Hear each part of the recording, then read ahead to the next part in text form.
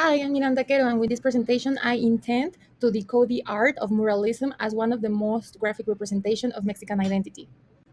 For having an historical background, let's set the beginning of the movement. It started after the Mexican Revolution, and this movement was the concept of art as an educational tool for the masses. It was supposed to be accessible to everyone.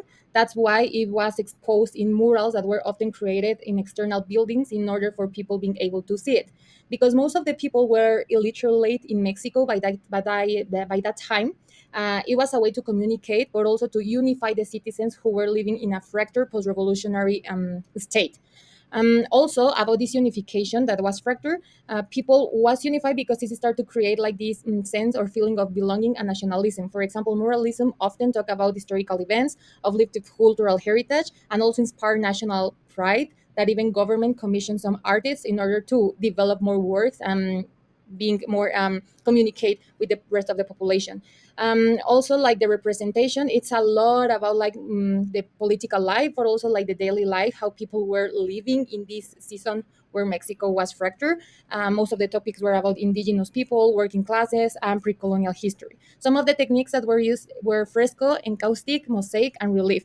And the most representative figures of the movements were Los Tres Grandes, who were José Clemente Orozco, Diego Rivera, and David Alfaro Siqueiros, which were very politically driven in their art, but we will talk about them later. Muralism was art, but also had a social political ideology. Mexican muralism was inspired by the idealism of the revolution, but also Mexico was trying to forge its future and it needed to solidify its identity. That's why muralism talks a lot about the legacy of nationalism and Mexican culture. It is portrayed in some of the murals or most of the murals in Mexico, the political and social ideologies. Also, it started to be accessible to everyone, which include the population that didn't have access to education. And it portrayed a lot the values and beliefs that were influencing the society of that time and still influence the society of nowadays. We also can see portrayed real life scenarios such as social economical issues. Also, Los Tres Grandes, who were the most representative figures of the time, highlight a lot this populist philosophy, which they took care of looking more for the pueblo or the citizens than having like this power regime. Also, the murals had a purpose to change like misconceptions about racism against the indigenous people, but also to mix it with the foster ideas we got about like this in this colonial era that make us who we are today.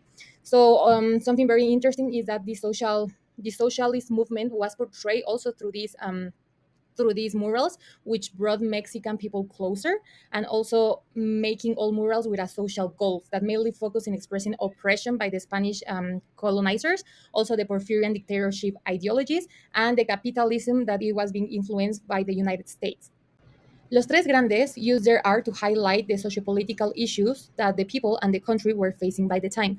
For example, José Clemente Orozco used a lot his work to criticize the revolution and the impact that this had in the people of Mexico. He was one of the soldiers who lived the awfulness of the consequence of this revolution, which led him to have like a darker worldview in his murals. Normally, his murals talk about themes that are related to death, sacrifice, and oppression. That's why his work is characterized by mute color palettes and graphic images. Diego Rivera was a narrative of the working class. He used a lot of this, seeking to dismantle the hierarchy that has been building a lot in the Mexican identity, talking a lot about this communism and socialism and how all of us we are the same and we have to look for ourselves and like to bring that idea of someone have the power of the nation down. His work is characterized by human figures. He used a lot of spaces, and also used a lot of simplified figures in the set that is normally very crowded. By the end, we have that David Alfaro Siqueiros, who normally transmit a lot of the values that were recovered by the traditions of indigenous people, but also of the shared values as community that will lead us to the succeed of our Mexican identity. He used a lot of social realism, and he talks a lot about the working class in Mexico, which in some part of his life led him to the jail and a lot of political oppression that he had. Even he went arrested.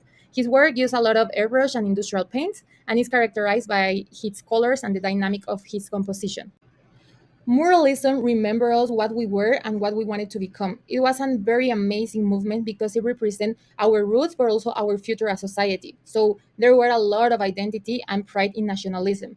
We can see that in the work of Clemente Orozco in this mural called Cortés and Malinche, who represents two of the most important figures in the Spanish conquering. And by being nude, it represents or it gives the interpretation that they are the mother and the father of the modern Mexico. It discusses the founding of a Mexican people and how we are supposed to be proud of these roots that make us today as the society we are as Mexican. Also, as a preservation, it talks a lot about our history. For example, La Marcha de la Humanidad en la Tierra y hacia el Cosmos of Siqueiro is a metaphor of the desire of the people to live in a better society. It talks about the continuous struggle of human beings through history and shows different stages of civilization. For example, the revolution. Also, it has a lot of numerous reference of national concepts of Mexican symbols, such as volcanoes, nahuales, a tree that is called amate, and a multitude of human figures that represent us as el pueblo, as a civilization. We also can see the sense of community and the sense of ideology in El Hombre Controlador del Universo by Diego Rivera, who shows their vision of the world and the confrontation between different dichotomies that make our ideological universe.